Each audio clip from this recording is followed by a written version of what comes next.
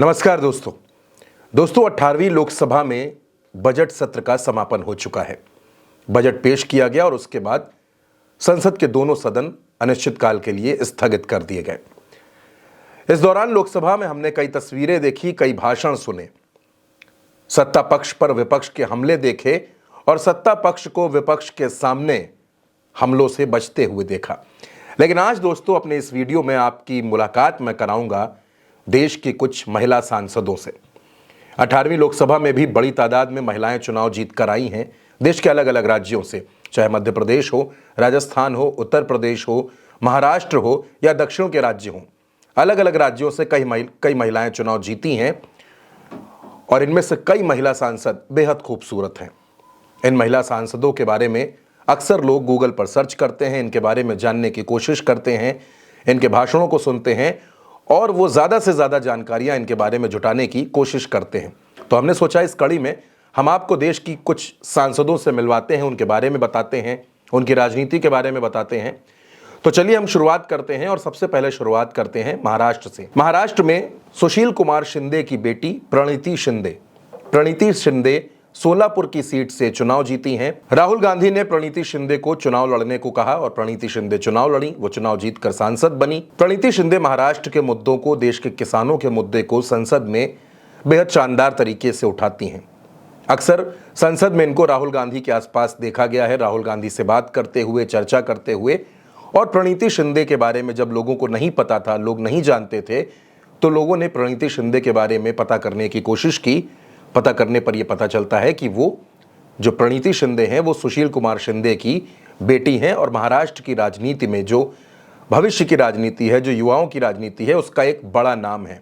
प्रणीति शिंदे जिस अंदाज में और जिस तैयारी के साथ लोकसभा में अपनी बात रखती हैं, वो हर किसी का ध्यान अपनी ओर खींच लेता है। दोस्तों जब हम आगे बढ़ते हैं तो एक और नाम आता है, वो नाम है संजना जाटव। संजना जाटव भी कांग्रेस की सांसद हैं। राजस्थान के भरतपुर से ये चुनाव जीती हैं। 2023 में जब राजस्थान में विधानसभा का चुनाव हुआ था तो संजना महज कुछ वोटों से विधानसभा का चुनाव हार गई थी, लेकिन इसके बावजूद उनको कांग्रेस ने लोकसभा का टिकट दिया। वो भरतपुर से चुनाव लड़ी। भरतपुर मुख्यमंत्री भजनलाल शर्मा का गृह जनपद है। इसके बावजूद बीजेपी वहां चुनाव नहीं जीत सकी और वहां कांग्रेस की संजना जाटव चुनाव जीतकर सांसद बन गई। बेहद कम उम्र है इनकी, 26 साल की उम्र में ये सांसद बनी है। और संजना जाटव को सचिन पायलट का करीबी माना जाता है। सचिन पायलट की ही पहल पर संजना जाटव को भरतपुर से टिकट मिला। सचिन पायलट ने ही राहुल गांधी से संजना जाटव के टिकट के लिए बात की थी और अब संजना जाटव कांग्रेस के टिकट पर चुनाव जीतकर सांसद बन चुकी हैं। संसद के अंदर ये भी राजस्थान के मुद्दों को उठाती हैं और कांग्रेस की जो अगली पीढ़ी की राजनीति है राजस्थान में, उसमें भी संजना जाटव एक भविष्य की नेता के तौर पर तैयार हो रही हैं। दोस्तों महाराष्ट्र और राजस्थान के बाद अब बात करते हैं उत्तर प्रदेश की। उत्तर प्रदेश में समाजवादी पार्टी की तरफ से कई महिला सांसद चुनाव जीती हैं, जिसमें डिंपल यादव हैं, प्रिया सरोज हैं, इकरा हसन हैं। सबसे पहले बात डिंपल यादव की। दोस्तों डिंपल यादव मैनपुरी से दूसरी बार सांसद बनी है। इससे पहले नेताजी के निधन के बाद वो मैनपुरी से उपचुनाव जीती थी और इससे पहले वो कन्नौज से 2 बार सांसद बन चुकी हैं।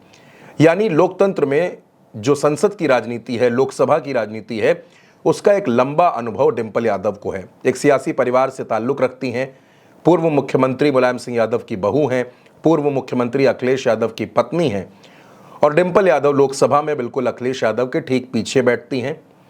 डिंपल यादव की सादगी और सरलता उनको बाकी सांसदों से अलग करती है।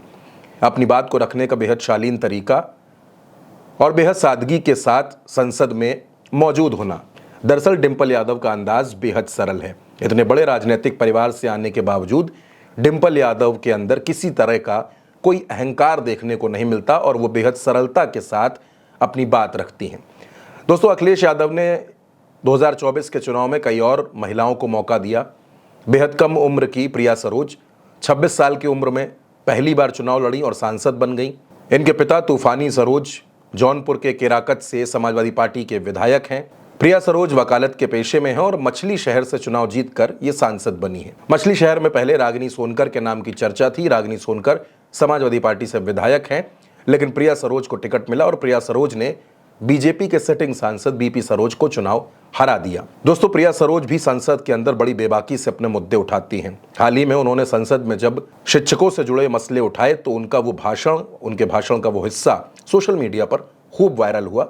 हम भी आपको उनके भाषण का कुछ हिस्सा सुनाते हैं। Technology advancement, our school lack basic technology facilities. The situation is particularly bad in rural areas. It is imperative to connect students with modern technology so they can compete globally. Sir, the repeated incidents of paper leak weaken the trust of students and parents in the government and the education system. दोस्तों, प्रिया सरोज के बाद नाम आता है इकरा हसन का। इकरा हसन भी बेहद कम उम्र में सांसद बनी। महज 29 साल की उम्र में उन्होंने कैराना में चुनाव जीता। इकरा भी एक मजबूत राजनीतिक परिवार से ताल्लुक रखती हैं। उनके भाई भी विधायक हैं, उनके माता पिता भी सांसद रह चुके हैं और अब इकरा सांसद हैं। दोस्तों, इस पूरे सत्र के दौरान अगर उत्तर प्रदेश की सबसे ज्यादा चर्चित कोई सांसद रही तो वो इकरा हसन है। चाहे वो कैराना के विकास के मुद्दे हों, चाहे वो ट्रेन से जुड़े मुद्दे हों, शिक्षकों का मुद्दा हो, हर मुद्दे पर बड़ी बेबाकी के साथ इकरा हसन ने अपनी बात रखी और पूरी संसद का ध्यान इकरा ने अपनी ओर खींच लिया। इकरा के भाषण देने का अंदाज, उनका तरीका कुछ इतना शानदार था कि केंद्रीय मंत्री धर्मेंद्र प्रधान को भी इकरा हसन की तारीफ करनी पड़ी।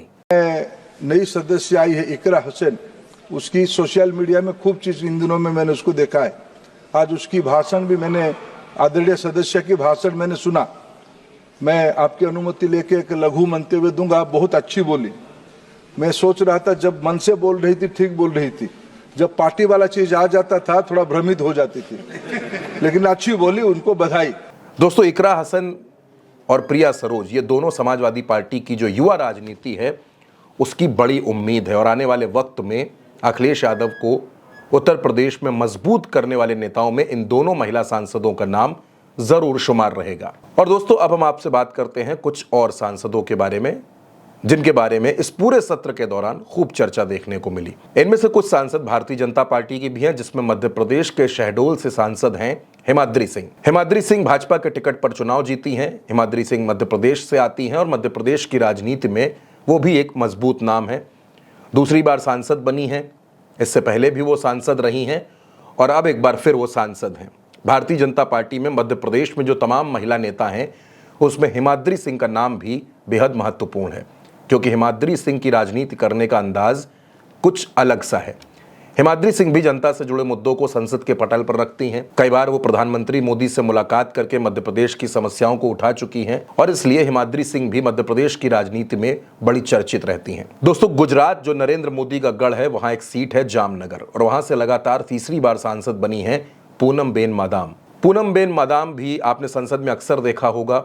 वो भारतीय जनता पार्टी की सांसद हैं और बेहद शानदार तरीके से वो अपनी बात रखती हैं। गुजरात से ताल्लुक रखती हैं, गुजरात की राजनीति में भी दखल रखती हैं, पहले विधायक भी रह चुकी हैं और अब वो सांसद हैं। महाराष्ट्र में महिलाओं की आवाज को बुलंद करती हैं और संसद में महिलाओं से जुड़े मुद्दे को पूनमबेन मादाम पूरी ताकत के साथ उठाती हैं। और दोस्तों, महिला सांसदों की बात हो, महिला सांसदों की राजनीति पर बात हो, उनकी खूबसूरती पर बात हो और इस लिस्ट में पश्चिम बंगाल का नाम ना आए, ऐसा हो नहीं सकता।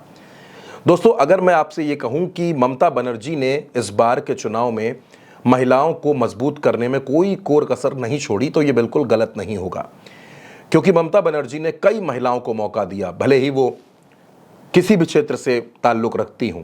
बंगाली फिल्मों में काम करने वाली कई एक्ट्रेसेस को ममता बनर्जी ने मौका दिया। इसमें अगर मैं ममता बनर्जी की सांसदों के बारे में बात करूं तो सबसे ज़्यादा चर्चा अगर किसी राज्य की सांसदों के बारे में हुई तो वो बंगाल है।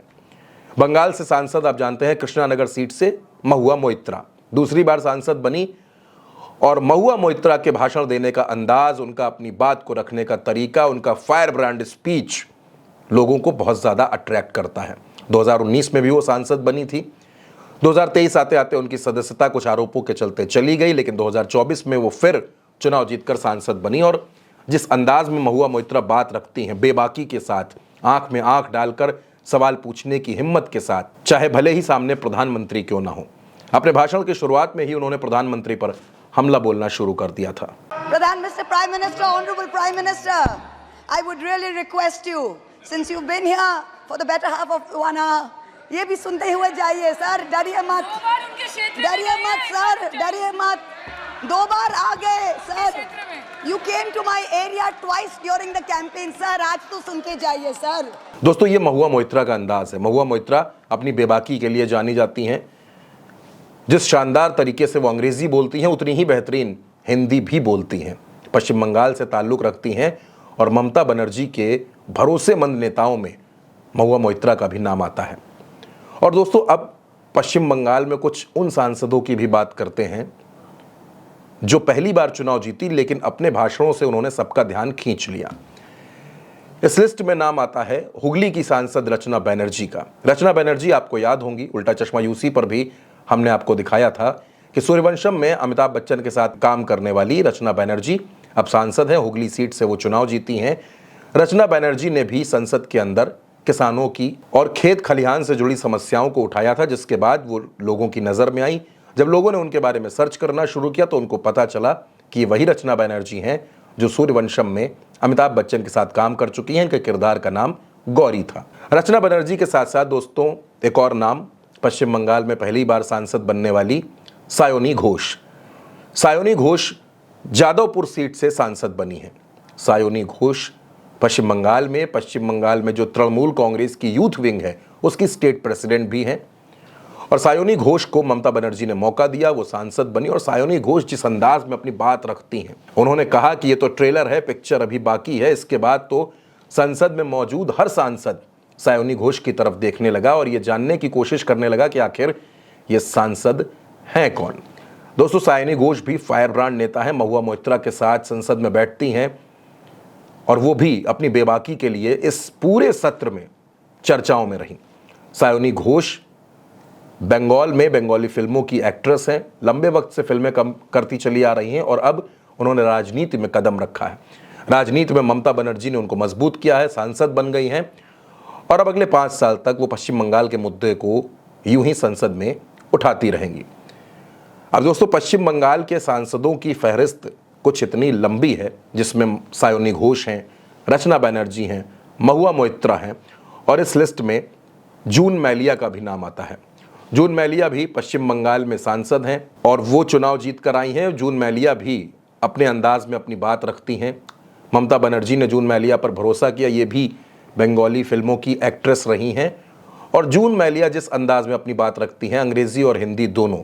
दरअसल दोस्तों ममता बनर्जी की जितनी महिला सांसद हैं वो सब अपनी बेबाकी के लिए जानी जाती हैं। इनको ममता बनर्जी की शेरनियां भी कहा जाता है क्योंकि जिस फायर ब्रांड अंदाज में ये अपनी बात रखती हैं, नरेंद्र मोदी की सरकार को घेरती हैं, हमले बोलती हैं, वो लोगों के बीच में बहुत ज़्यादा चर्चाओं में रहता है।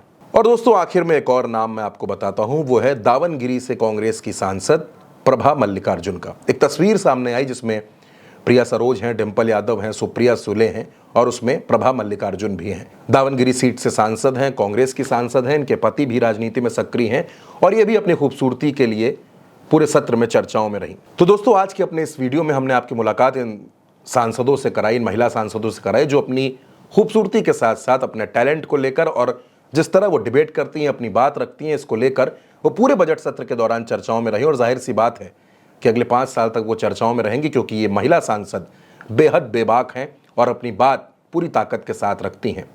यानी अगर मैं ये कहूँ कि ये ब्यूटी विद ब्रेन्स है तो ये कहना भी गलत नहीं होगा। दोस्तों आपको हमारी यह वीडियो कैसा लगा? इन तमाम सांसदों के बारे में हमने ये जानकारी आपके लिए जुटाई। इस वीडियो पर आपकी जो भी राय हो, आपके जो भी सवाल हो, कमेंट बॉक्स में हमको ज़रूर भेजिएगा और चैनल को सब्सक्राइब करना बिल्कुल मत भूलिएगा।